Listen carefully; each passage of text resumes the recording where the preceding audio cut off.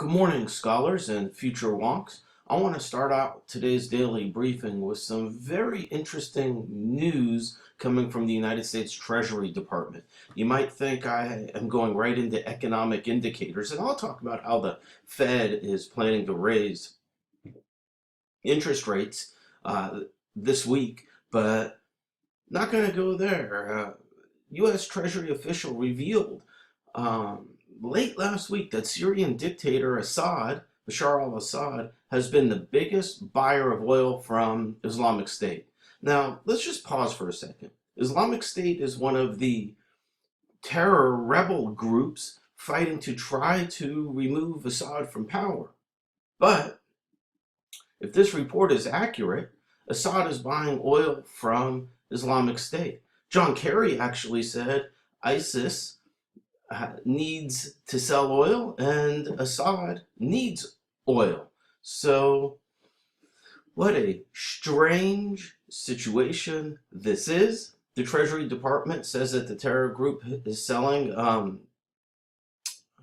over $500 million in oil to the Assad regime.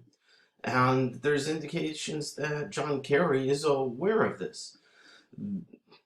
A U.S. military intelligence officer commenting on the situation explained that in reviewing the battles that the Syrian government, Assad, has been engaging in, they have not really been attacking Islamic State. Now, let's appreciate that Iran supports Assad. Now, Assad would be Iran's biggest client state. And this military official explained that Iran needs the threat of Islamic State and other Sunni jihadist groups to stay in Syria in order to become further entrenched and make the connection between Damascus and Baghdad, Iran trying to spread its hegemony in a way in which they are supporting, through Assad, the Islamic State. That this is a story, I think, to continue to watch and to pay very close attention to. Because remember, Putin and Russia are in there saying they're going after Islamic State, and Putin supports Assad.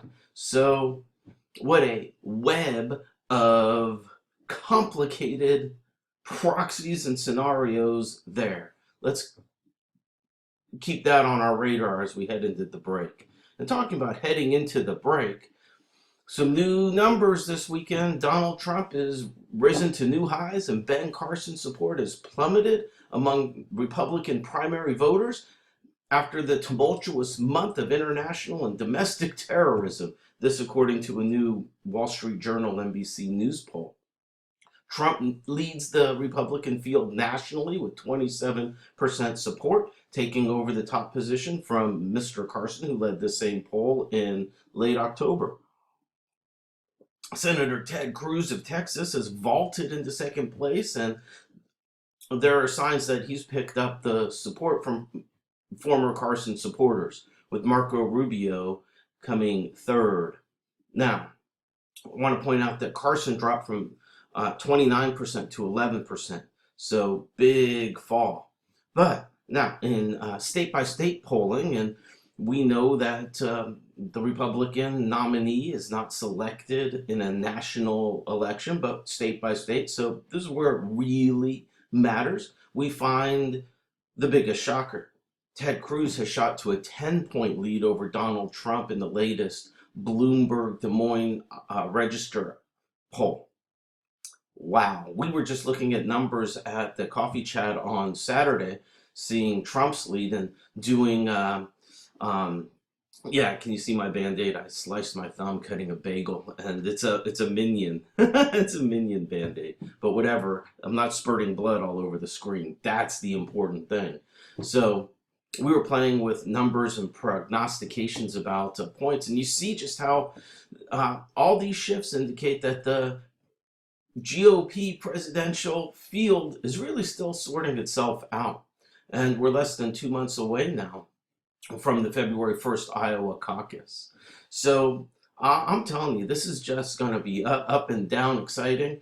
And The 9 Republican candidates are going to spar on the main stage Tuesday in the presidential debate on CNN. Rand Paul gets to be there. Chris Christie gets to be there. The only people who won't be watching this are us. Why not? Because we're going to be in criminology.